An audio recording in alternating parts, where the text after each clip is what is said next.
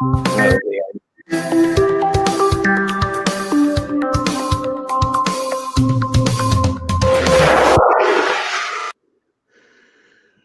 Good afternoon and welcome to the Jettisoned Lifepodcast. With me are my three gracious hosts of Christine, Zam, and Jason. And today we are going to talk about the whole shit show that was China and Blizzard and NBA and South Park and everything that just spewed out of there. And then we're going to talk about Joker, not just the film itself, but also there's a couple of articles that came out that really pissed me off. And I feel that it is important to talk about these subjects given the week that it's been. And we're also going to be talking about the PS5. And Zam's going to finish off the show with his nice little top five that he usually does. So without any more faffing about, let's just get straight into it. Unless you've been living under a rock, you would have seen all hell broke loose with regards to China and censorship. And it all kind of started with, it came to the mainstream attention when a Hearthstone player by the name of Blitz Chung was fired from his job because he, who is from Hong Kong, showed solidarity on a stream against his fellow protesters against the oppressive regime that is the Chinese government. Now, Hearthstone is, of course, owned by Activision Blizzard, so they fired him on the spot and froze his money. They took his prize money, but also for absolutely no reason whatsoever, and it was beyond their abilities to do anything about it, Blizzard also fired the two hosts. Okay, and this just started the ball rolling on just the whole shit show of how draconian their actions were to appease the Chinese government, and all because of money. All because of money. So, for those that aren't aware, the Blizzard and Activision, Activision are on the verge of trying to get approval for Call of Duty Mobile to launch in China. Now, China is a huge emerging market now for all these, like for Hollywood and for tech companies to kind of go after, and there's a lot more money to be made there.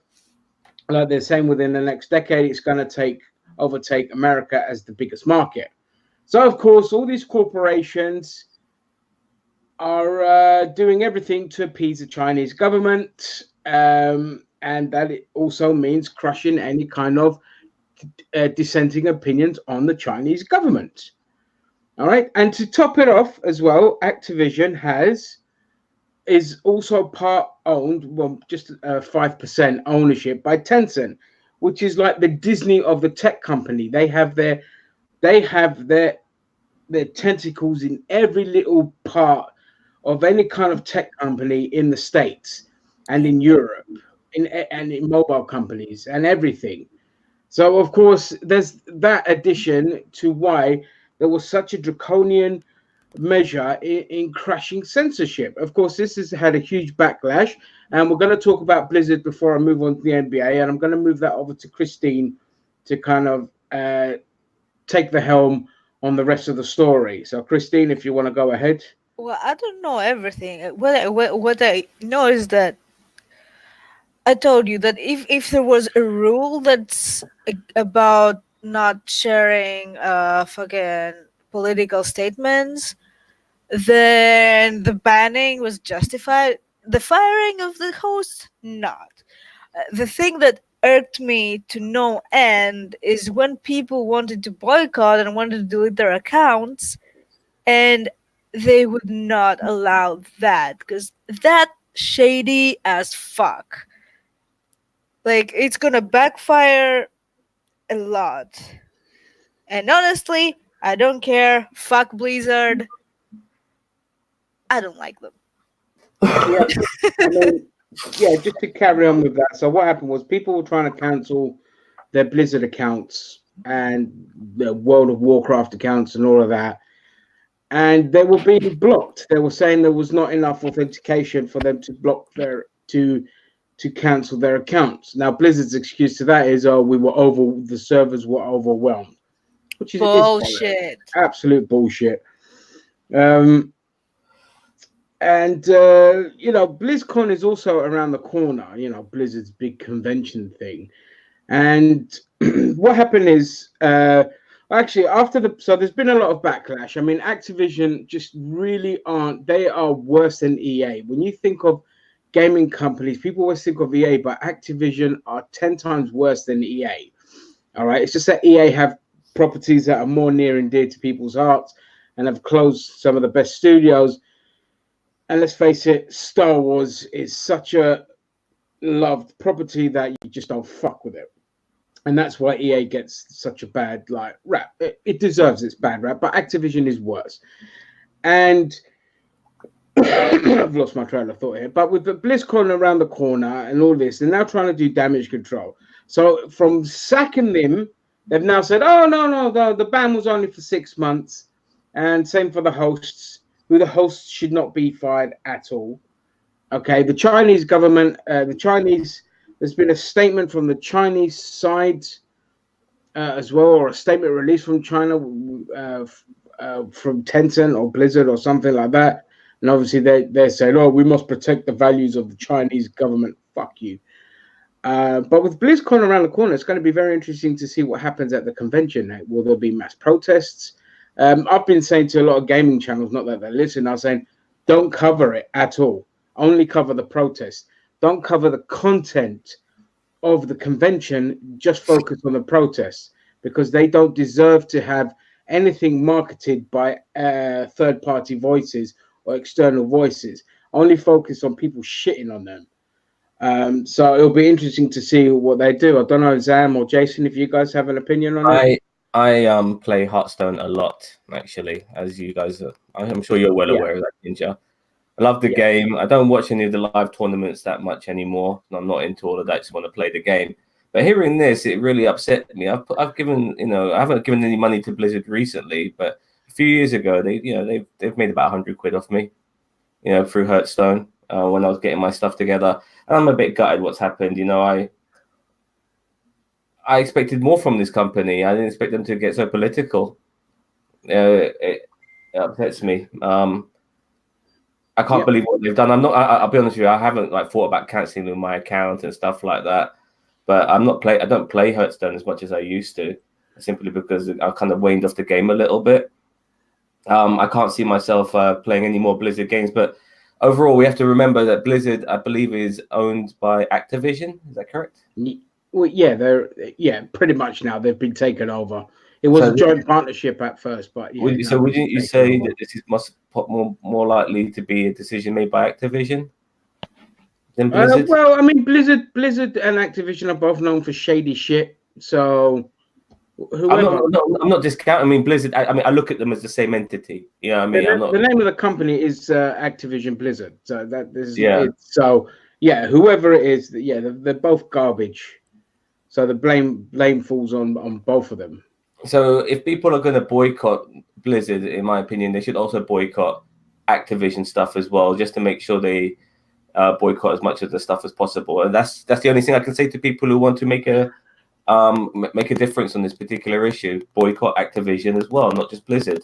Boycott as much of their shit as possible. Don't invest in any money in their products. Don't start create new accounts. Don't buy any new games, old games. Just try and make it hurt where it matters the most, and it's the wallet with corporations. Couldn't agree more. Yeah, Jason. I don't know what the big deal is. All my toys from my childhood talk about China. I mean, they say made in China, so I mean, I don't know why. I mean, I've kind of been going through the list of Blizzard games. As you guys know, I'm not a huge gamer. I play games obviously, but me, I'm an easy mark. I don't even look at usually what studios are making what. So I'm just like, oh, Kingdom Hearts. I love Kingdom Hearts. I love Mickey with the Keyblade. Yay! So I don't play any of these games. I think the last game I played that was an actual Blizzard game that I know of is, and correct me if I'm wrong, I don't know, is the Death and Return of Superman, which is, I think, their first one. Bloody hell, that's going back some. Yeah, like I don't even 1995 on Sega know. Genesis. I don't even know if I've ever played a Blizzard game. I'm not sure. I mean, I don't play Warcraft. I don't play Diablo. I don't play StarCraft. Yeah. Well, Diablo's the only like Blizzard game I've ever played. I tried Warcraft. I just hate What's it. Diablo? I don't play Overwatch. Yeah, it's a bit like Dungeon Keeper. I played Diablo 2. Yeah, that. I just want to add, like, that olden game. I just want to also add, like, the idea of a country, an actual country, just getting this much involved in gaming is ridiculous. So I've seen certain things about China, and they're, as I said before, they're very much like North Korea with this delusion of grandeur. They don't want anyone bursting their fucking bubble. I remember this one clip I saw, and it's on YouTube somewhere, of an MMA fighter trying to prove that all this Wing Chun shit is a load of bollocks. And he wanted to prove that and demonstrate it in front of other people. And he beat the living fuck out of all these grand masters, this MMA guy. He beat the fuck out of them, trying to prove that this ancient form is bollocks and it's not the go-to sort of martial arts. But because all these old school Chinamen were unhappy about this shit, they just awarded the victories and they disqualified the MMA guy, but they were bursting their fucking bubble. No, there you go. You know what I mean? And yeah. I see what I see now, it feels like that. You know, I don't like it. Zam, you said China, man. Now I feel compelled to quote The Big Lebowski. Yeah. I kind of realized what I was saying as I said it, but fuck it. You know what I mean? There were a bunch of Chinamen there, man. That's not acceptable nomenclature, dude. There were a lot of men there, and they happened to be Chinese. Okay, how's that? Yeah, that's better. Better? China. So, what is Winnie the Pooh's reaction to all that? So, you know what Winnie the Pooh's like? Winnie the Pooh is... Are we talking Winnie the Pooh or dictator Winnie the Pooh? Seriously, dude? Like... Winnie the Pooh doesn't care. He's down a fucking crack alley injecting honey into his arm. All right, let's be real. We can't hide the facade anymore. That Winnie the Pooh is a goddamn honey addict. All right, it's over for him. Winnie the Pooh must die. Think about dead. Down an alley. Well, mentally he's dead. And Piglet is stuck in the mud. Piglet, yummy. Yeah, Piglet. Yeah, schizophrenic. Yeah, like, exactly. Seriously, I mean, I'm thinking of Piglet. My mouth's watering. I'm thinking about it roast. Nice Sunday roast. That's on the card. But yeah, anyway, back onto this because it's still quite a meaty subject. So just to quickly talk. So again, the similar shit happened with the NBA. The owner of the Houston Rockets just tweeted out in solidarity with the Hong Kong protesters, and China lost their shit. They're like, fuck this. The NBA tours are finished. NBA is done in China. No more. That's it. And the NBA came, even the owner of the Houston Rockets came and groveled. They groveled in their apology to the Chinese government, saying, oh, you know, the views expressed by this person are not the views of the NBA. And while we respect this, we respect that. They don't respect anything. Okay. So they're groveling like little pathetic scumbags. And South Park, I'll always love Matt and Trey. Okay. South Park, the week before, pulled focus on China and how all these companies are going out there to get the Chinese money, but are completely happy to censor themselves and censor their own people, the bastions of the First Amendment, okay, in order to get that money. You know, and I was going to release a video on my own channel talking about why identity politics doesn't mean jack shit. It just means more money for corporations in the world of art, okay? In politics it means, but in the world of art, you're talking about, we need diversity quotas and all that. It just means more money for corporations who are then happy to censor themselves and change their ideology for more money to please the Chinese government. And it's not just with China. Saudi Arabia, Israel, they have a lot of tech companies. Twitter, is part owned by the Saudi government. Israel part owns has huge stakes in Facebook and other tech companies as well.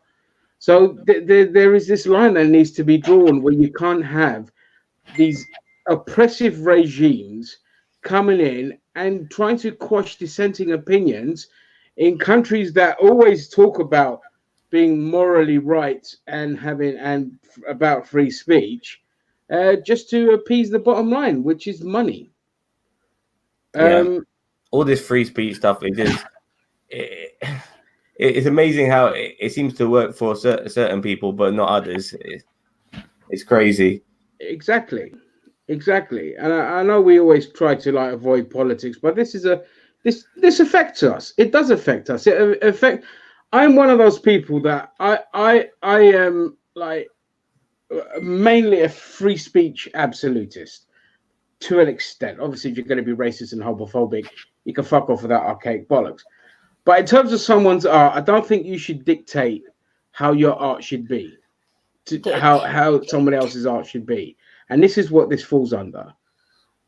Okay. And then obviously, so just to finish off, and with the aftermath that happened, so obviously South Park, they went after China. They sent a big FU.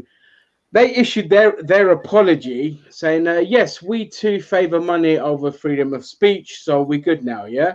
Like that. And then this week's episode, Towley just says to Stan, if you want me back, you've got to stop selling to the Chinese and say fuck China. And it sounds like, oh, fuck China. He goes, no, I didn't hear you. He goes, oh, fuck China. Like that. So they just sent a massive fuck you to China.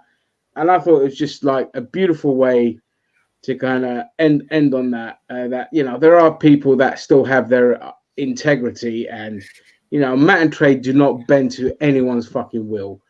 They just carry on doing what brings them pleasure and highlighting some of the bullshit that happens in the world in their own little way. And it's great to see, and more people should do it instead of kowtowing to people. Here's the thing. If Hong Kong had fucking oil on it, they would be running to liberate it from oppressive China. But anyway. Yeah, well, if Hong Kong had oil in it, the British would never have given it back in 1997. They would have gone to war to keep it, like they did with Argentina over Gibraltar over the Falklands. But anyway, so that's that.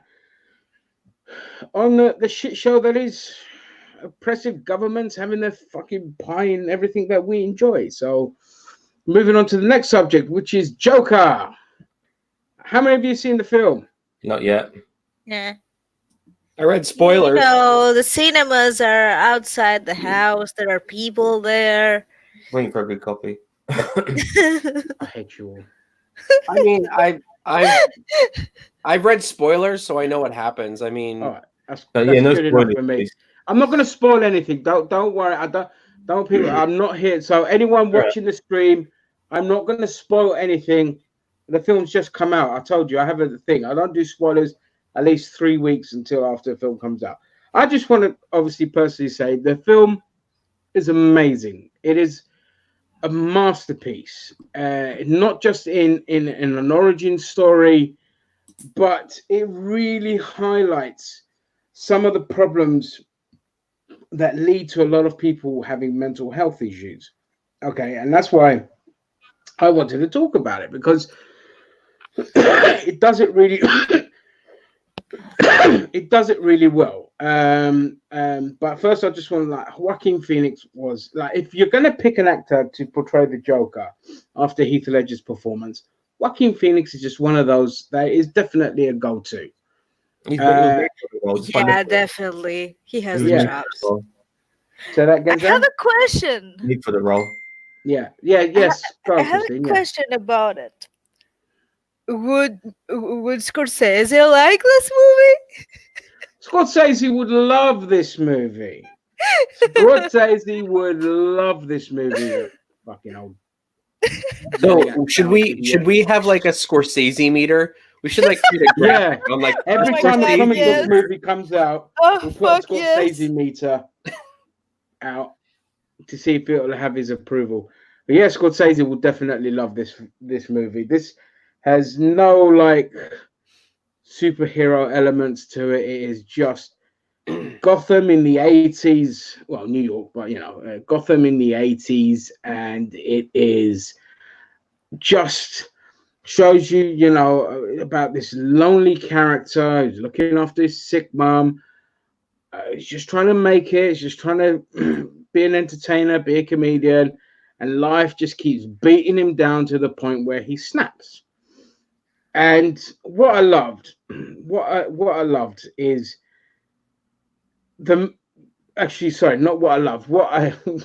what cracks me up is a lot of people, especially in the media, took the wrong message away from this film. And it highlights how much these elitist wankers have no clue about what life is like outside their own bubble. The core of this film is that what really drives Arthur Flick to snap and become the Joker, it's nothing to do with whiteness or white supremacy, as some idiots have tapped on.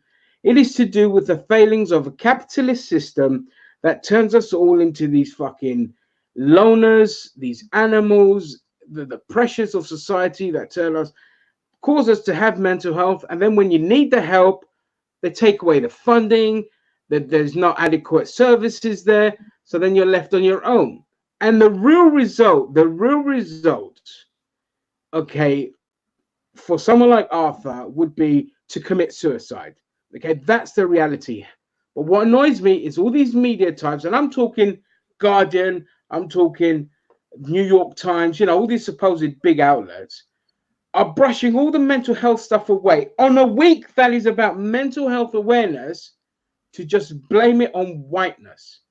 And that is ridiculous. These elitist wankers can't even see the very problem that is at the forefront in this film is the very problem that is at the forefront in society today. But they overlook it for their own identity politics and all their own stupidity. Easy answers are always a go-to, and that's what's in fashion at the moment. Yeah, exactly. So that's what Thank they you, do. Christine. Exactly. It's in But fashion. the So problem that's what is they're gonna do. that something like that, like mental health, is a multifaceted issue. It's not simplistic. It cannot be explained simplistically. And there's not just one single cause. It's a number of causes, but the main, where it all starts, of course, is that as you said, is the capitalistic system that preys upon people. Yeah. In this way, because you can't have a happy life. You have to work your ass all fucking day just to go month to month, paycheck to paycheck, and try to survive somehow. If, God forbid, something happens to you, you're fucked. There's nothing you can do. Your mental health isn't covered because your mental health will be fucked up because of the way you live. And then it's not covered. So yeah, some people will snap. And what happens when you snap? You go postal. That's what happens. Yeah, that's it. That's exactly it. But they don't cover that. They do not cover that in their articles because it brings everything too close to home to their part of the problem. Yeah, it's too real, and it causes people to think, and people don't want to think. Yeah, that's the problem. So, yeah, that's all I've got to say on that. The film is amazing. Go see it. It's I saw it online first, but I was like, you know what? Fuck this. I'm gonna go watch it in the cinema, and I went and watched it in the cinema. So I've seen it twice, and I love it. I love it so much. Wait, it's not my film of the year. You actually supported this release? Yes, with money? Yes, I did, and I don't have much money, but I had to support it. Because mental health is, close to home, so I had to support it because I'm so proud of you. Thanks. But yeah, I do. I recommend people go watch it. It's just an amazing film. Look, it's not action packed or anything like that, but it doesn't need to be. You're so invested in this character. Like the guy just carries the whole film. And Robert De Niro, he's in the film for a few minutes, but what a performance! as a talk show. It was just fucking brilliant. It was brilliant. So yeah, that's my thoughts on Joker. Obviously, I know you guys haven't seen it, Jason. What do you reckon? Having gone off spoilers, if you have anything to say. No, not. I mean, your stuff is way more important than what mine is. Mine is my point is like, this is an example of, hey, we can do good comic book movies outside the realm of, like the typical mold of, hey, it has to be action packed. Hey, it has to be this. I mean, it's okay to take comic book characters and tell a story. It really is. And I think that a lot of people have lost that idea because, I mean, everybody wants to have an Infinity War. Everybody wants to have a Endgame, and it's just not happening. So I like the other thing is making the villains more relatable, because how did they become villains, right? And I'm also okay that this movie was outside the DCEU because, I mean, not everything needs to be connected. I'm a huge mark for the MCU and everything like that, but I wouldn't be upset if they came out and they said, hey, that's why I'm okay with Sony, besides Tom Holland stuff, Sony being its own thing. The Spider-Verse and Venom and all these, I'm okay with that being outside the MCU. Not everything has to connect. And I think that's why this Joker movie was shown. It's a good movie on its own. And I mean, it's like they don't need to make it like, oh, it needs to connect to the bigger unit. No, it really doesn't. If it's good on its own, leave it on its own. In a way, probably that's why it's so good. It is a solo film. Well, aren't they talking about a sequel? I thought they were talking about a sequel. Yeah, but that's different in the sense that it's not connected to anything.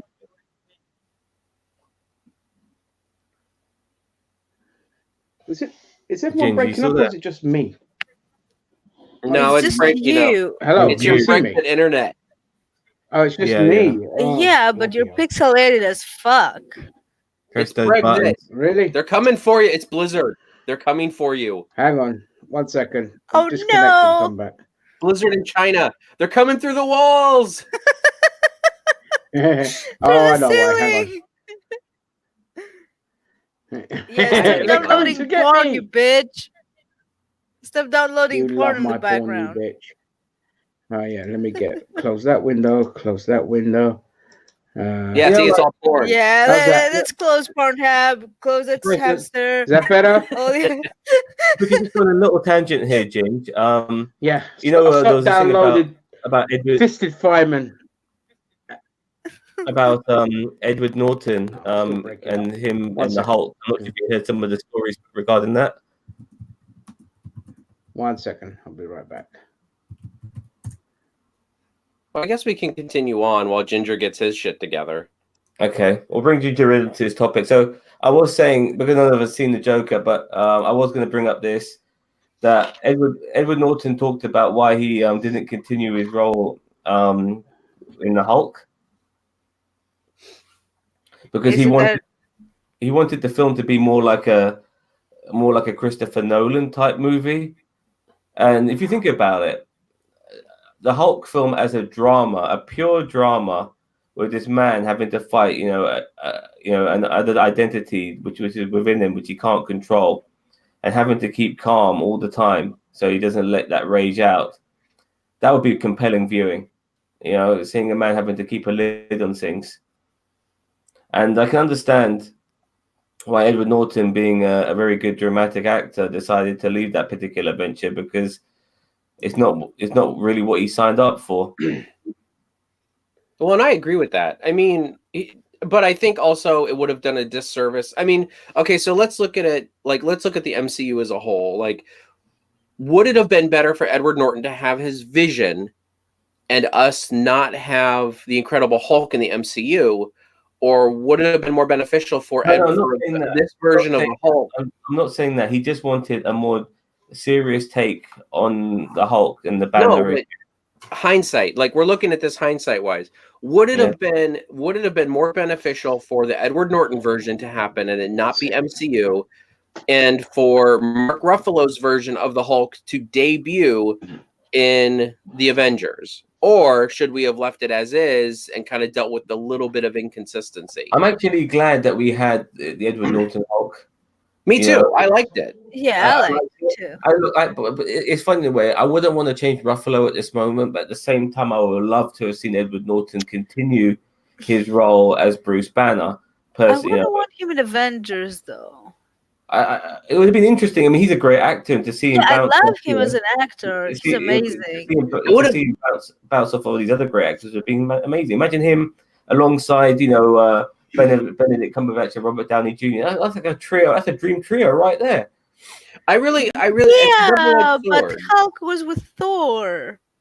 No, there was a point where he was with those three when he came back in Infinity War. Do you know your shit or not? Anyway, but Thor. No, I think we got a just as good substitute with Mark Ruffalo. However, I'm in agreement. When Avengers first came out, I was kind of bummed that Edward Norton wasn't there because I like Edward Norton. I want to get that, but I'm not really going on that. I want to get back onto what I really want to talk about. Would you like to see a dramatic story of Bruce Banner having to survive as the Hulk, maybe seeing very little Hulk and seeing more Banner? Just him having to survive in this way, staying in the shadows. Yeah, but I would like it independent. Be a loner. I don't want it to be a part of the MCU. I would have liked what you said with Edward Norton, but not connected with the rest of the universe, like to be like its own thing, like a parallel universe or something. What the fuck? It doesn't necessarily have to be. It doesn't necessarily have to be Edward Norton though. But the point is that I really, like Joker, I do feel that there's like a serious story to be held if they wanted to ever go down that route as a solo regarding Bruce Banner. I really, even all of them, even I would love to see a prequel story of Thor's life for 5 years when he just degenerated into this fat cunt. It would have been amazing. You know what I mean? Hey now. Well, and I mean, Thor is sexy as hell. That's a great story. It is. It is. That is one of my favorite parts of like that in the entire MCU is that Thor arc. I'm sorry, like watching Thor get into this depression, and I know people who have like severe depression. I'm not talking about like it wasn't just depression. It was PTSD, man. Like seriously. Of course it was. He blamed himself for everything that happened. Yeah, I mean, it just was a great thing to see in the movie. All sorts of things like Steve Rogers just being a regular dude, not a regular dude, but a man out of time. Just not fuck all the same lives shit. Just him having to adapt to a life which he was never supposed to be a part of. That would be fascinating. Having to understand new things. Steve Rogers having to use a computer for the first time in his life. That would be great to watch. You're asking Disney to go deep and thoughtful and provoking and dark with minimal lightheartedness, and they're incapable of doing that. Well, and that's why I think Marvel. Imagine Steve Rogers seeing an interracial couple. That wouldn't have been allowed at his time. He would have been so happy, obviously, that would have been allowed because that's how he is as a person. But he would have been amazed by that, surely. He would have been flabbergasted seeing an interracial couple or an interracial child, even.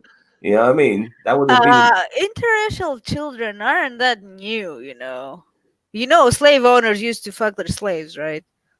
There's more interracial marriages and relationships. Yeah, exactly. Yeah, but interracial people, that's a known thing. We saw very briefly when he took over Sam Wilson's thing, like these anonymous thing at the beginning of Endgame. He was talking to that gay guy and he was talking about missing his partner. You can tell he's not homophobic, but obviously he's been living in the current timeline for a while now, so he's adapted. But it would have been interesting for him to see all these sort of things, understanding a new world. I would love to see that, and that's just drama. There's no action that needs to be required. It's just a fascinating character study, and there's so much of it you can do. Steve Rogers was in the army. I'm sure he knew some from the Navy. No, but they're allowed to be so open about it, Chris. You know what I mean? And all of that. You see, the gay people on TV and there's gay, who stuff like that. For it to be so accepted in society, more so than ever, he would have found that fascinating. Well, You know, this is what they need to do. They need to put together a compilation of MCU shorts that just show no, I like. don't want shorts. I want a whole film. No, it will never happen, Sam. Nah, Ever. but like no, but what you're talking about, like It's not even a good idea to happen as a whole film. As I a mean, one-off show, you could do it in an hour. I'd watch 3 hours of Captain America's ass. I bet you Yes, did. you would. But yeah, I mean, look, to go back to the Hulk, 'cause I missed the bulk of the conversation. Hulk is a great solo film to do with battling one's own emotions and oneself to keep the monster at bay. It's you know, the Hulk is such a bigger visual representation of the animal within us and what happens when we snap. That it is an interesting character to kind of delve into that. You know what they could have done? They could have done after Endgame to show how everyone acted during these 5 years, and show how Thor became depressed and shit, how Hulk was able to change himself into the professional Hulk thingy, how the characters evolved through their trauma. I would have liked to have seen more. That would have which been, they could do on Disney Plus thing if they really wanted. yeah. Or they could do it in the I comics. think that this is a movie that people would watch. Obviously, the Hawkeye transition would have been. I mean, his life turning into the vigilante would have been. Of Ronin would have been. Yeah. Well, they've already said they're going to. Everyone would want to see that. No, they're going to explore that in the Hawkeye show. Like they've already said that. So they're going to. I mean, it'll be flashbacks, obviously, but I'm pretty sure it's going to be like an Arrow. I'm a bit worried when you mention flashbacks. I'm a bit worried that the Hawkeye show is going to resemble Arrow, and that's what's concerning me. That's what I just said. Did you say that? I'm sorry, I missed it. I apologize. Because you were talking over me. That's a good point. Yeah, apologize. Get on your knees. No, that's a good point. Yeah, that's the last thing you want is it being too close to like Arrow. And that was my first thought when I heard it. So going back, I have a question about the Hulk then. So do we feel that Ang Lee's Hulk came out too early? Yes. Do you feel like we weren't ready? I love Ang Lee's Hulk. Do you think if it came out today? Hey! Yeah, it did. Because I absolutely love Ang Lee's Hulk. I don't understand why people shit on it. Maybe because it's not so action-packed and all of that. It's not about that. I just think I think it was a product of its time. I think that it lost itself a little bit in the writing. Personally, I'm not a fan of it. I mean, along that premise, like obviously writing comic book movies has come a long way since then. So, I mean, but do we feel like that Ang Lee's, version of the Hulk would be better recepted today than it did back in 2003? Yeah, I reckon it would. Obviously, better CGI. So. Obviously, I mean, better CGI. And honestly, I mean, no one. The acting in that movie. I mean, I don't get it though. Like, I remember when it came out. I went to the cinema to watch it. Like, look, I'm not just not. For some reason, it just irked me that David Banner was experimenting on Bruce Banner, and I'm not sure if that's in the comics or not. If it's that's in the comics. I mean, in some continuity somewhere, I've read that is actually in the comic. Nevertheless, I wasn't feeling that. It didn't work for me. So that's all I can say about that. It didn't rub me the right way, and I thought to myself, look, I didn't like the Hunger Games because it's gamma radiation. Okay, fair enough. You kind of take it for what it is. Yeah.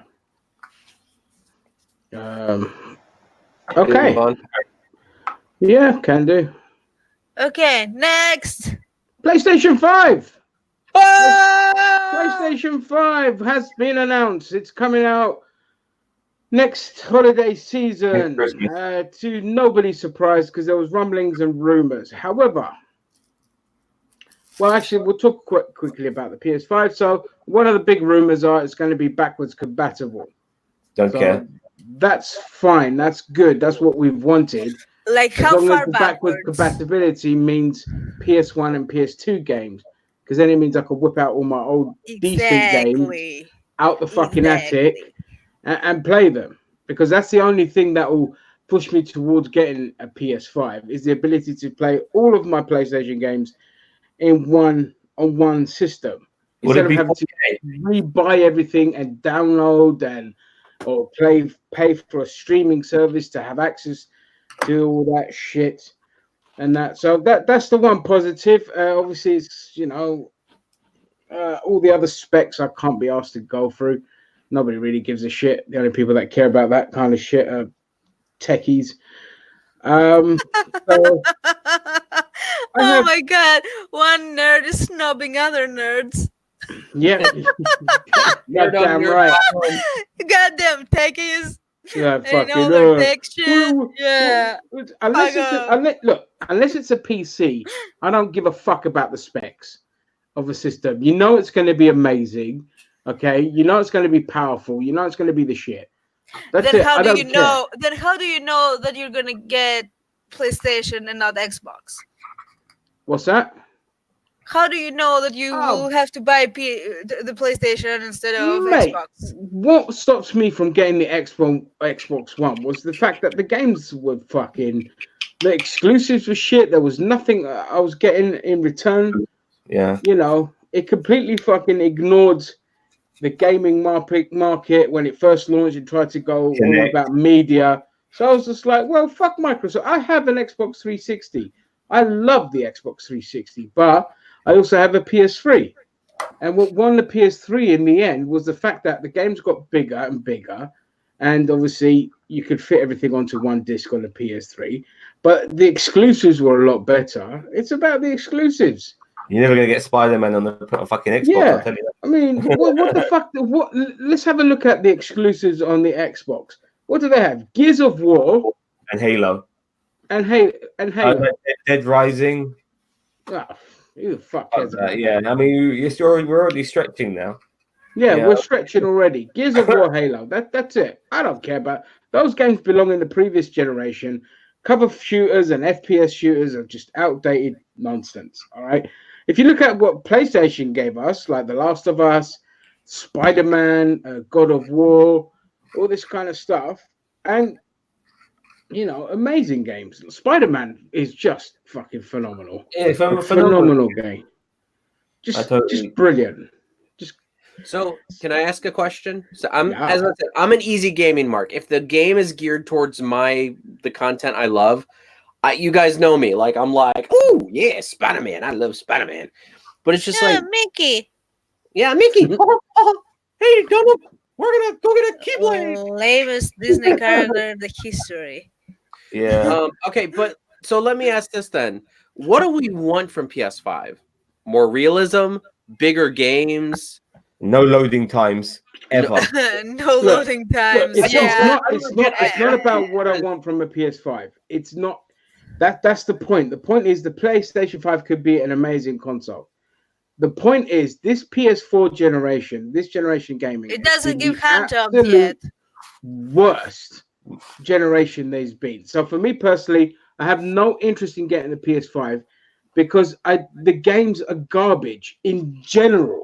Outside of Sony's exclusives, which are amazing, but there's not enough of them to invest spending however much this machine's going to cost, probably 400 to 450 pounds, and things like that. It's just not enough for me to invest in, just for the hope that I'll get one or two exclusives a year. It's get a sugar mama, you'll get it. It needs to come. The PS5 has to come with a VR headset. In my opinion, and I think that they need to update the VR headset, make it smaller, make it more streamlined, not this big bulky. Also it should brew coffee. There's too much tech to make it too much smaller than what it is. You've got monitors in the front. Yeah, eventually things will get smaller, dude. Eventually you'll get like.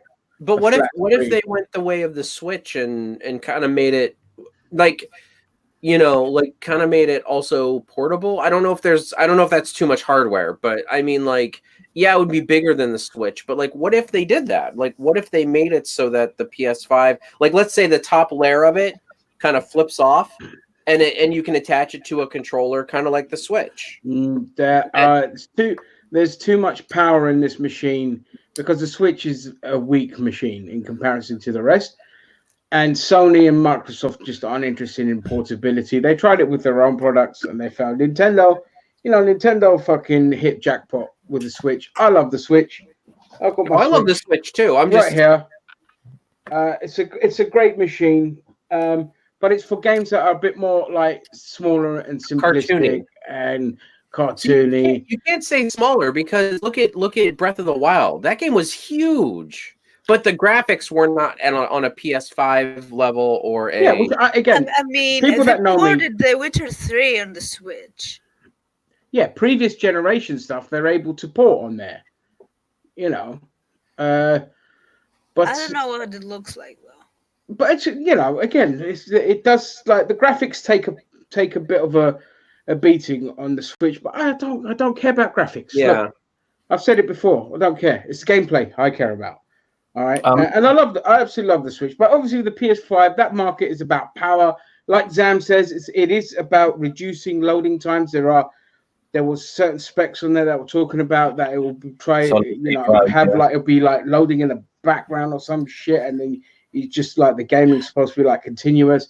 So they're working really hard on that. If that picture, that image online of the PS5, is that a genuine image or bullshit? It's basically there was a leaked dev kit. There was a leaked not a prototype, a pattern that showcased that. Yeah. But that more than likely won't be the final product. If it is the final product, I hope it's not fucking sliced full of LED lights because I can't stand LED lights. I want it to be small. I really want it to be small. Well, I mean, it doesn't look very big, to be honest. But it looks like it has a lot of ventilation in there, which just goes to show you how powerful the machine could be. Which is what Ginger says to every woman. It's small, but it packs a lot of power. That's right, ladies. Yeah, but again, it just depends on what the other AAA publishers do because they're wankers. And the reality is, Sony also now admit that the future of gaming is streaming through cloud services. It really is. Within the next decade, that's where it's going to go. More so probably in China, again. But that's where I see it. And I've been looking into like Google Stadia and things like that. You could use it for free and just download your games from there and play them anywhere. And that's more interesting to me than buying a whole brand new console. I really want Google Stadia to work. I really do. Yeah, me too. Yeah. And I hope it does. It might take a couple of efforts, but I think obviously that will be the way. I mean, the PlayStation 5 could genuinely be the last console. Yeah.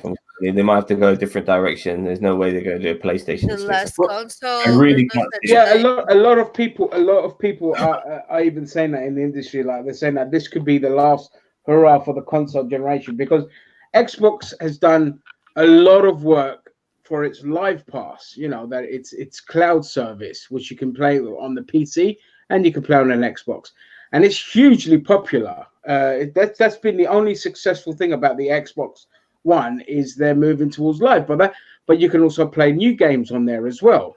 Not all the new games, but some of them, like especially like Xbox exclusives and things like that. And that really is like Sony PlayStation Now, which was garbage, but now they've revamped it.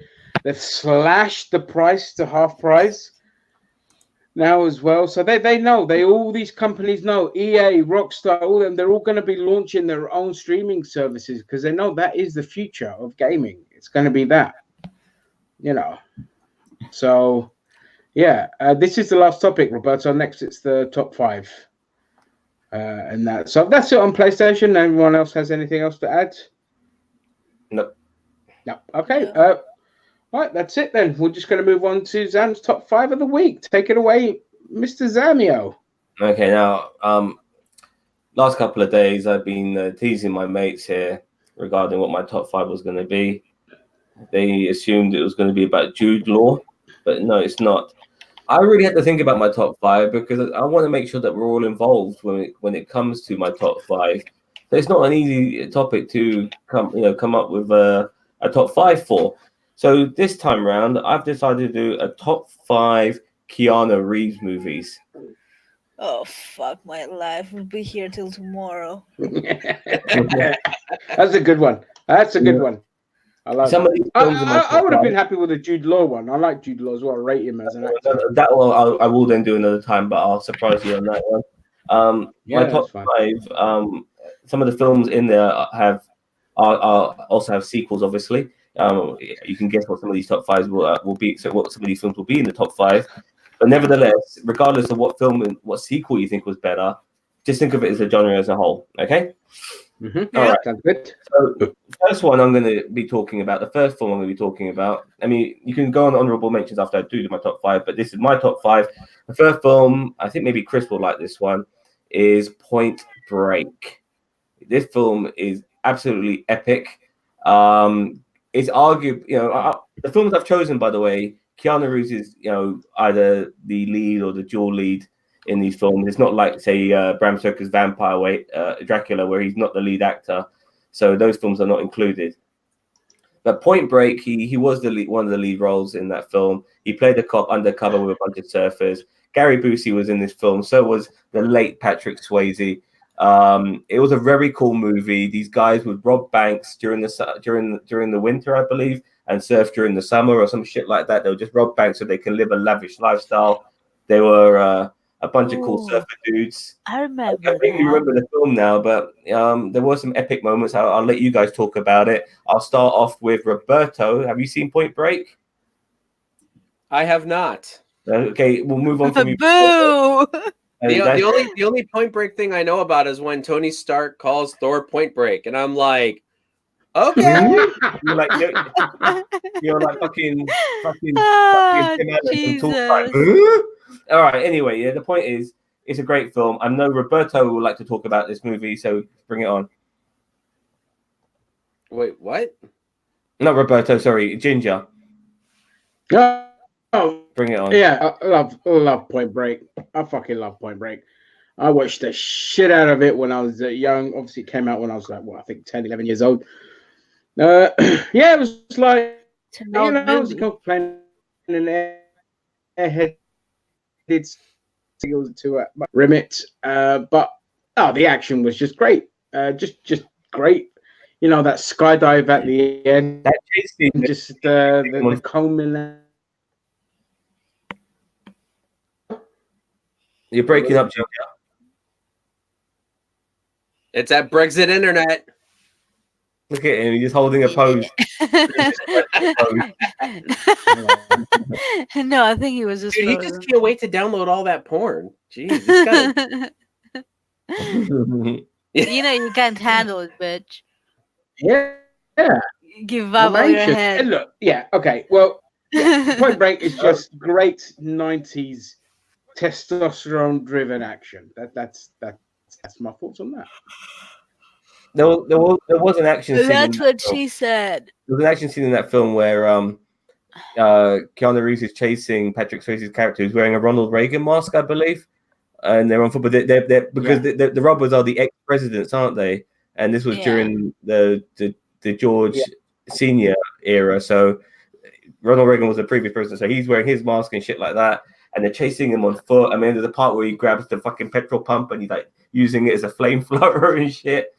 And you recall the fact that Keanu Reeves mentioned how he was going to be an NFL player, but he had a knee injury, and then that knee injury came back to haunt him when he was chasing him. And then that famous scene which was used in Hot Fuzz, bang, bang, bang, bang, bang, bang. You couldn't kill him, man, because he got too close. Oh, great. I mean, just to make the film a bit Hollywood, he jumps out of an aeroplane without a fucking parachute to catch Patrick Swayze, and he threatens to kill him, but Swayze says, "Fuck you, mate. You kill me, we're both dead." You know what I mean? So he knew that he had to drop the gun in order to pull the fucking lead. Oh, mate, I love it.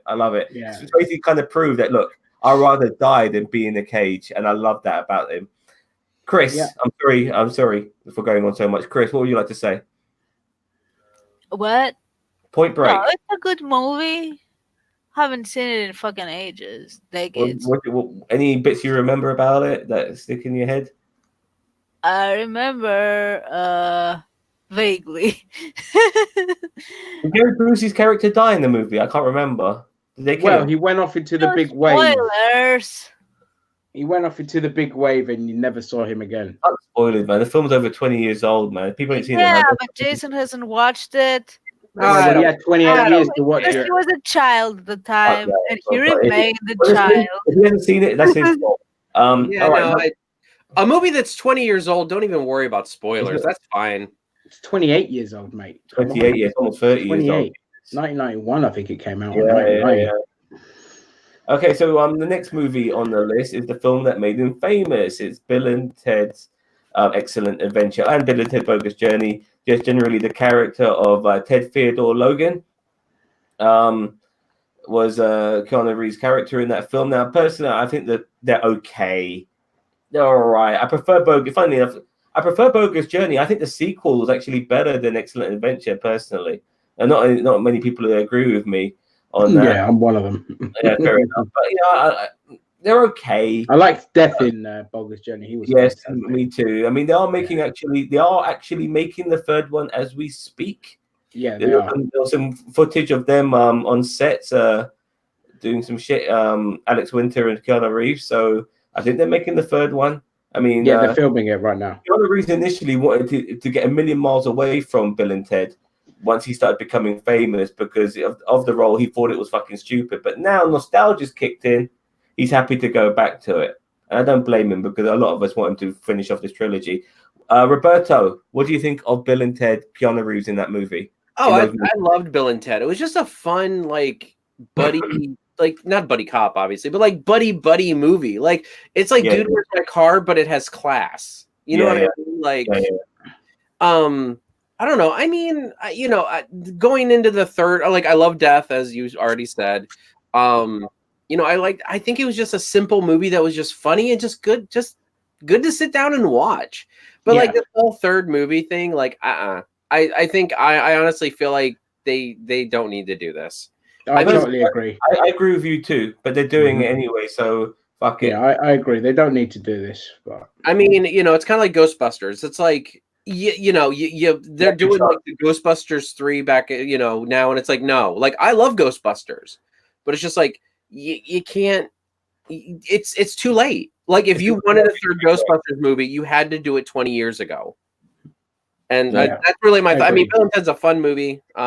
I don't know. That's about all I have on that one. But I mean, it was an interesting way back then of looking at characters and giving them growth without like the typical tragedy and all that other stuff that kind of comes along with that.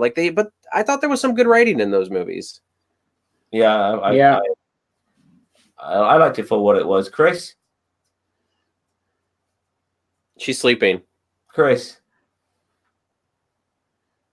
No. Sorry. So Keanu's popularity is at an all-time high, and they're capitalizing on it. That's what it is. Yeah, of course. Yeah, 100%. Yeah. Yeah, for sure. Yeah, someone kill my neighbors. They're playing loud music. This is the third time he's no. This is his second comeback, as far as I'm concerned. After John Wick. So, anyway, sorry, did I ask you to talk about Bill and Ted? I loved it. Yeah, classic 80s fun. What I loved about it is it's also spawned an excellent cartoon that was a lot of fun as well. Yeah, I remember. I just loved it. I loved the silliness of it. The air guitar. Yeah, all that. It was just good old fashioned 80s cheesy fun.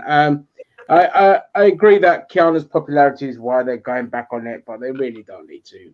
They don't need to. I totally agree. But now once again, now they actually are definitely doing it, might as well watch it. Yeah. All right. Sorry, Chris, you got nothing to say on Bill and Ted, or you cool? We want to go on to number 3. I already talked about it. All right, making sure you didn't say fuck all. That's why I was asking.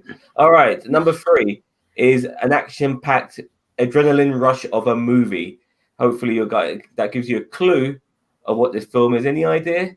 Speed. Speed. This film is fucking brilliant. This film is really good.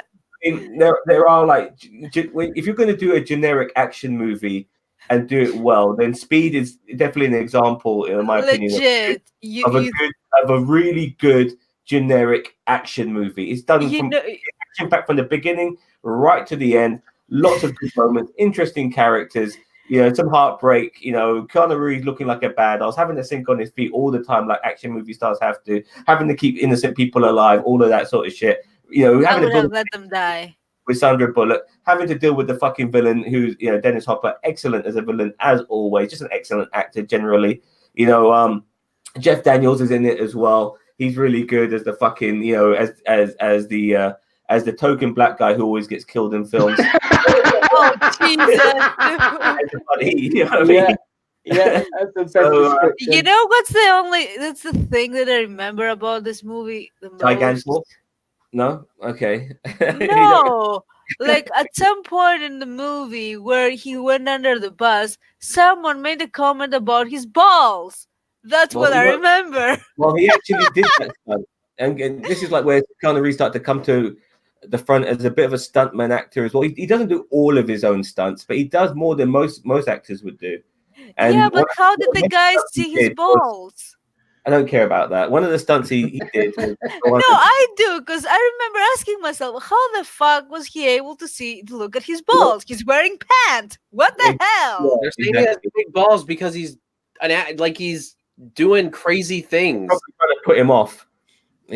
Fuck with his head. But the fucker was describing them. Yeah, but whilst you're talking about his balls, he was actually underneath a moving truck. Yeah, and that was a really good stunt by him. And the film is absolutely great. I'll start with you, Ginge. What would you like to say about Speed? Oh yeah, I love Speed as well. Speed was just non-stop, just action thriller. Best part is when the bus jumps over the bridge. It's like peak ridiculous with no ramp, just peak ridiculousness. How can you fucking hate any kind of film that has that kind of ridiculous action? It's impossible to hate it. I absolutely, I love the film. I watched that a few times in the cinema with my mates. Obviously, we were young at the time. We just enjoyed we didn't have much variety, so I was like, oh fuck it, let's just go watch Speed again. So yeah, great film. Yeah, Speed, great drug. About it, the 90s had some great action films, with the Lethal Weapon series as well. You got films like Last Boy Scout. Don't forget the Die Hard series, which pretty much were some of the 90s. You had stuff like that Schwarzenegger film, the James Cameron one, True Lies. True Lies, yeah. Yeah, but I mean, this movie was a little bit unique back then. It was no, not really. It was Die Hard on the bus. Let's be honest. No, because who did he really have to kill? Like, it wasn't Die Hard. It's not like that though. In the sense but that was a very accurate description. It's Die Hard on the bus, dude. It's the same like Under Siege. I don't think so. You have the right to be wrong. Yeah.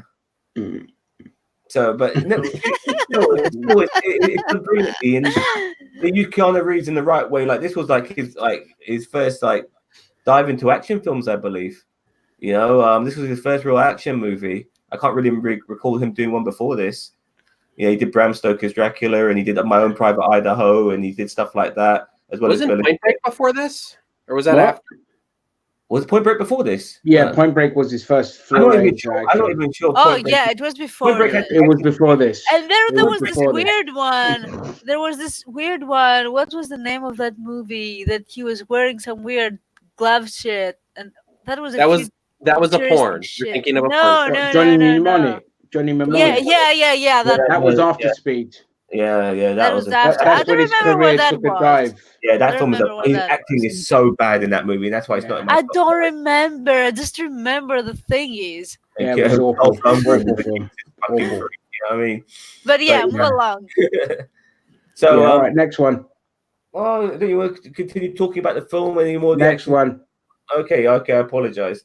All right, now this is the film which is kind of like revitalizes his career for the second time, in my opinion. the action in these movies are second Yeah, to John none. Wick. John Wick. Now, I personally, I'm not sure if you guys have seen John Wick 3. Yeah. I have. I don't think I've seen the first one even. I remember I saw up until the puppy died, and then I couldn't because it was sad. Oh, for fuck's sake, you're ridiculous. It's called fiction. No, you don't kill the puppy. God, I'll fucking kill that puppy if you don't shut up. Yeah. Roberto, have you seen any of the John Wick movies? No, I've not seen any of them. I mean, I know people who watch them and they like them and they say I need to watch them, but I mean, I haven't watched any of them. Personally, puppy? personally, I'm not going to give any spoilers away, but I thought John Wick 3 kind of just took things a bit to the stupid direction for my liking, but it's still a very good film. There's some excellent moments, but the John Wick series overall is fantastic. That the fighting choreography in John Wick is something that cinema should do more often. You know, actors should try to get more involved in. You know, this guy's in his fucking 50s and he's rolling around like a fucking man in his 20s doing all types of shit. But he has been doing martial art films and stuff like that for a long time now, with not only The Matrix, obviously, but stuff like Constantine and stuff like that. Excellent film. With the choreography, I will agree, because I have seen scenes of the fights. Honestly, and they're fucking good. You are really missing out, regardless of the fucking dog dying. You're really missing out on some great action movies of today's age. It's fantastic, and this is what people want. All right, well, shut up. All right, we're off to Ginge. Before I go on to number one, talk about John Wick. Best fucking trilogy since Lord of the Rings. There, I said it. Really? I love John Wick films. Yeah, best. Even better than Captain America? Huh? Yeah. Listen, the entertainment stuff is fantastic. That doesn't count as a trilogy. It's part of a bigger thing. Listen, I'm an action whore more than anything, and John Wick, it gets rid of most of the bollocks and all the pissing about and too much emotion. It does it all at the start, and then after that, it's just like, I'm gonna fuck everyone up, and then fuck everyone up even more, and then fuck everyone up even more, and then I'm just gonna take on the whole fucking world and just fuck shit up. And John Wick 3, the scene with Halle Berry, the dogs, is one of the best action scenes ever filmed ever. And I just fucking love the John Wick films. Just think of something you love a lot. That's me with the John Wick films. I love them. I've watched them over and over again. And yeah, it's my favorite trilogy since Lord of the Rings, bar none. So what he's saying is that John Wick movies are tickling his perineum. You're damn right they're tickling my perineum. Fair enough. Okay, so we're going to go on to number one. Number one is The Matrix. Let's just get that one out of the way. This film is fucking fantastic. This film is a groundbreaking movie, in my opinion. Which one? The first one. The first one. The other two. Yeah, the other two that don't count. Which one would we be talking about? I mean, yeah, but there was Monica's ass. Oh, God, what? He's such a fucking crazy bitch, man. Shut up, please. Shut up. Ruin everything. All right. Okay. The Matrix is a film, in my opinion, that revolutionized cinema. It came out with stuff we'd never seen before, with the way the camera spins around and all this floating shit, and actors doing all the martial art fucking stuff, and and the gunfighting and people running off walls and stuff like that. But it also, this is why I think, and many people agree with me on this, but this is why I think The Matrix, in my opinion, is the best action film ever, because it has one thing that not many action films do have that works with this film and makes it plausible, is the story. It has one of the best fucking stories ever. So you've got an amazing story with a superb twist in the middle when you find out what the Matrix is, which just blows you away. And, it's so good that we never knew what the Matrix was when going into this fucking film and finding out what it is. You didn't need to watch it, have a repeat viewing to understand what the fuck's going on. It made sense. And then you got all this glorious action to go with it, which makes sense. And you got Keanu Reeves revitalizing his career to a degree with this film. And he's involved in a lot of the fucking action scenes. He's doing all the martial arts. Lawrence Fishburne's doing it as well. and Carrie Ann Moss is doing it as well. I mean, it's just brilliant. I love the film a Everyone lot. is doing it in this movie. Everyone's doing everything. You know, I mean, you could see the work put into this film, and you realize it's a masterpiece. You know, you talk about the Joker being a masterpiece. The Matrix is a fucking masterpiece. It's also, in my opinion, the one movie that really is an anime come to life. It really is. You can imagine this film being a fucking Japanese anime in every aspect of it, and I love this film so much. It's a shame the sequels were never that good because they could never give that twist which the first Matrix has, which made it so powerful, in my opinion. That twist as well. I mean, it had all the elements, great story, fantastic twist, amazing fucking action. That film could, you know, the sequel could never live up to that. But overall, Matrix, great film. Keanu Reeves is in it. What do you guys think of The Matrix? I'll start with you, Chris. How the fuck do you pronounce the anime? All right. Just talk about the film. I don't want us to overrun with Okay, pronunciation. the film Chris, honestly, was you're killing great. this, Dude, I'm sleep deprived. I'm trying my best here. Okay. No, you're not. But Okay, let's it was a good movie. The first one, of course. I mean, Monica Bellucci's ass was the highlight of the other. But anyway, the first one is the only one that counts, honestly, because it's a good movie. I agree. But yeah, I don't know what's there to talk about. Like, you said everything. Like, fuck, you talk too much, man. It's my top 5. Fucking, I'm Yeah. So yeah, I bring don't up think what I have a. There's no problem. I mean, I'm fine. I mean, come on, use that brain of yours and tell me about this film you've seen, which you obviously know is a good My movie. brain can't brain at Alright, the then, moment, okay, then we'll go. obviously. Okay, Chris. Let's go on. Let's go to Ginger. Well, so there's two angles to this film. Number one, I pretty much agree with everything you said. It was just it was a masterpiece. It is one of the best action films ever made. It definitely revolutionized cinematography. I mean, look, at the time I was going to university when this film came out, or it came out just before I went to university. And I studied like digital arts and special effects and all this kind of stuff. So that film carried a double meaning to me. So not only did I just watch a film that I just loved the look of the characters, I loved the action scenes, the story was fantastic, all of that. On the other side is I got to break this film down and learn how they did it because it was part of our courses. And we got to go to Ealing Studios, which was just across the road. And we got to see this huge setup of how they did it with all the cameras. They showed, all right, it wasn't like the same amount of cameras, but it was just like a smaller kind of thing of cameras and how they did it. And we filmed ourselves kind of doing things and little actions, and they'd snap it and then they send it to us. And so it's just a nostalgia trip that brings just more than just a film to me. And I absolutely, I love the film. It makes you think too. Shout out to Agent Smith, who was Hugo Weaving. Absolutely, yeah. Hugo Weaving was a fantastic villain. He's a cult icon now, you know. But Yeah. He's the most cult icon. You know, fuck Neo. No offense, you know, Keanu Reeves was great. And also to say it gave relief to goths because it made that look cool, and it gave relief because goths get a lot of shit. And you know what? They're among the nicest people you'll ever meet. They're so really chilled, lovely people. And because people were always, now other non-goth types were looking like Neo and long jackets and leather, big boots and all of that. Kind of took it kind of took the pressure and the eyes off of them because everyone was doing it as well. So there's the cultural aspect to it. The sequels, though, I'll just say they felt completely devoid of anything. They were pretentious to the nth degree. They didn't really want to do these sequels. You could tell. That Agent Smith fight, that clone fight in the playground against Agent Smith. It's a fucking video game. You know what I mean? Exactly. It was just hey, look what we did in the first one. We'll just do it some more.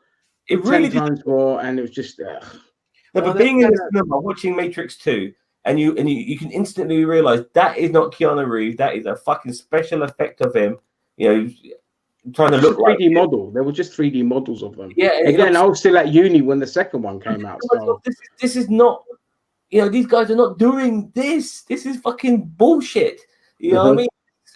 It really upset me. It really did. I couldn't stand it. So yeah, The Matrix, I'll never count it as a trilogy, just as a one-off. Agreed. Like one amazing film. The best thing about the sequels, though, once again, is Agent Smith, being that reoccurring villain for Neo. I mean, he was the only thing that made it compelling. I and agree. Monica Bellucci. Agent Smith And Monica Bellucci in general. About the sequels.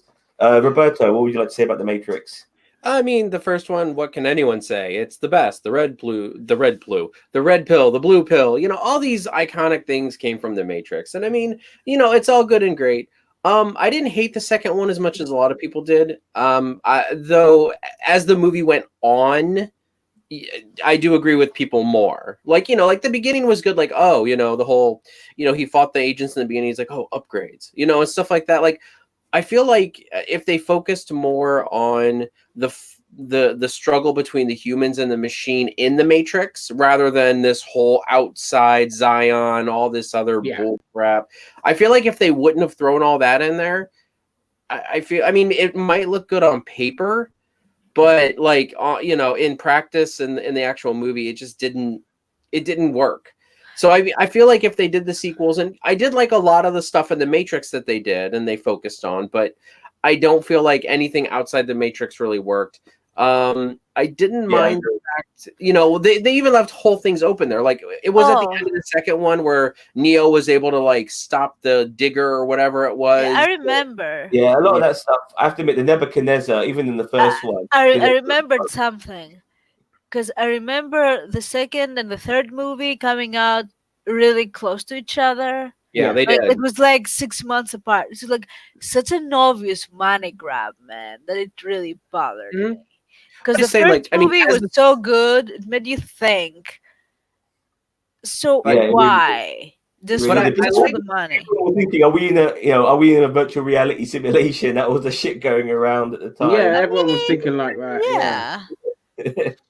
But I mean, like, looking for glitches. As the second one went along, it did. It got more pretentious. It got more, you know, like you could definitely tell it was a money grab. But I there were elements of the first half of the second movie that I did like. And a lot of the fights were just awesome. I mean, you're right. It's a video game. So we probably just could have gotten all this in a video game and we would have been fine. The fight in that chapel, you know, was excellent. But that wasn't a video game. But the Agent Smith fight was. I can understand Agent Smith having to be, you know, digitalized characters, but not fucking Neo. That was, for me, that really pissed me off. You know what I mean? Not fucking Neo, man. Make him Keanu Reeves. Well, it just looked really bad. It just looked really bad. You know what I mean? They missed a trick there. And then like, that part where he hits them and you hear the sound of like, you know, pins being hit in a bowling alley.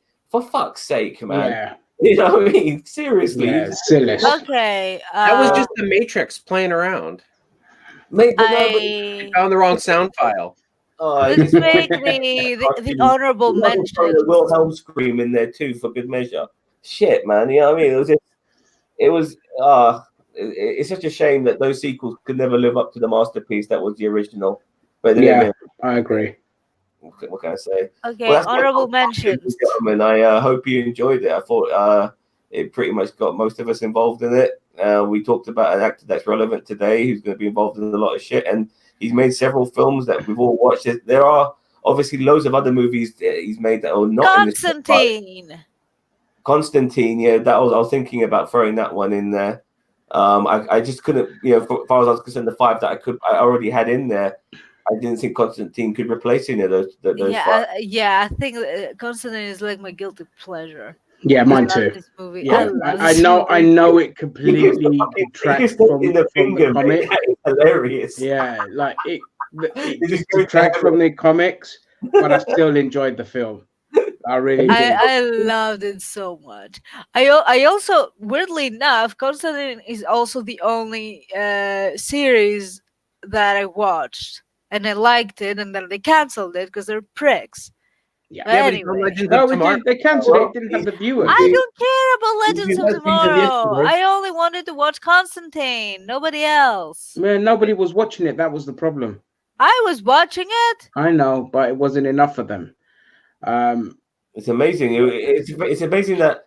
To be fair, I wasn't watching it then. I watched it to later. everyone, because when it was out, a lot of people were raving about it, and then next you know, it's cancelled after one season. They missed the trick. They really did. They were so stupid. They could not see the hype that was being built for this show. You know, a second season would have definitely benefited this show. Oh, yeah. Did Constantine come out? Was it just at the beginning of the Arrowverse or Yeah. before it? It might have been before it. Wait. So I think it came before it with all the hype, before all that hype that surrounded the CW verse. And I think that's, if it had come out afterwards, it might have garnered a bigger audience, but then it might have, you know, ended up dumbed down rubbish like the rest of the CW verse. So it's a bittersweet. Another honorable mention I want to put is Ronin. Okay, that film does I not haven't get seen enough mentions. Oh, it's a great film. Samurai movie, yeah. Yeah, it's fantastic. I love it. Oh, I Is it similar to Last Samurai? No, nothing like that. It's more super. see. I Xavier shit, like that. man.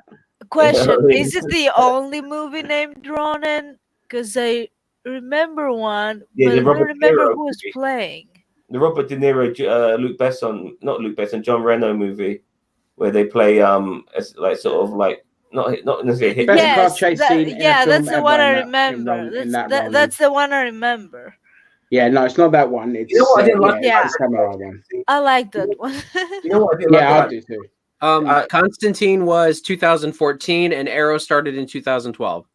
Oh right, okay, so it was after. Nerd. If you watch that Ronin again, yeah, and you watch that car chase scene, the fact that when he's driving down the wrong side of the road and all the cars are flashing their headlights, it's signaling obviously in how they're supposed to do this shit, but it kind of put me off because every car's fucking doing it.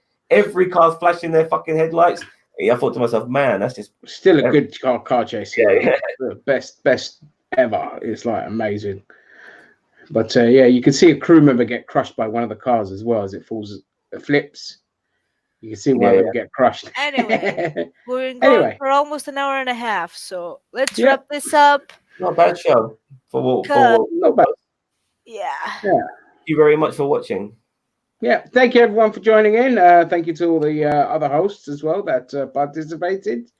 Join us again next week where we'll be talking about why Zam looks like he just punched a hobo and stole his needles. See you next week. Bye.